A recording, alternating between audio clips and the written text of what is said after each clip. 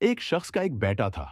रोज रात को देर से आता और जब भी उससे बाप पूछता कि बेटा कहाँ थे, तो झट से कहता कि दोस्त के साथ था।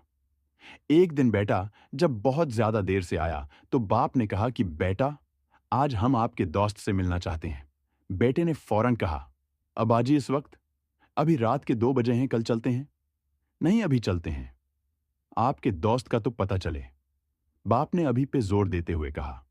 जब उसके घर पहुंचे और दरवाजा खटखटाया तो काफी देर तक कोई जवाब ना आया। बलाखिर बलकोनी से सर निकाल कि एक बुजुर्ग ने, जो उसके दोस्त का बाप था, आने की वजह दरियाफत की तो लड़के ने कहा कि अपने दोस्त से मिलने आया है। इस वक्त मगरुआ तो सो रहा है, बुजुर्ग ने जवाब दिया।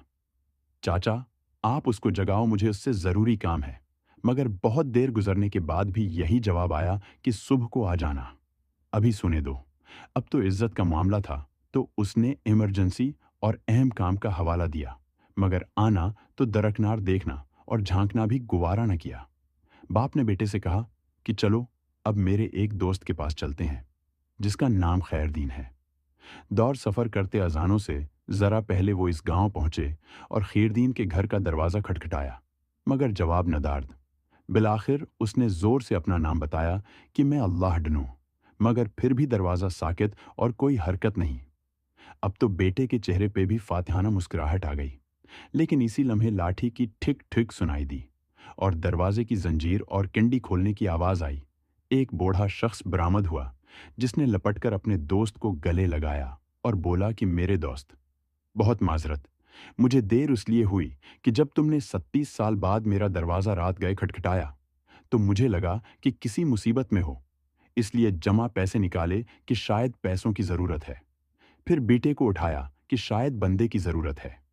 फिर सोचा शायद फैसले के लिए पग की जरूरत हो, तो उसे भी लाया हूं। अब सब कुछ सामने है, पहले बताओ कि किस चीज की जरूरत है।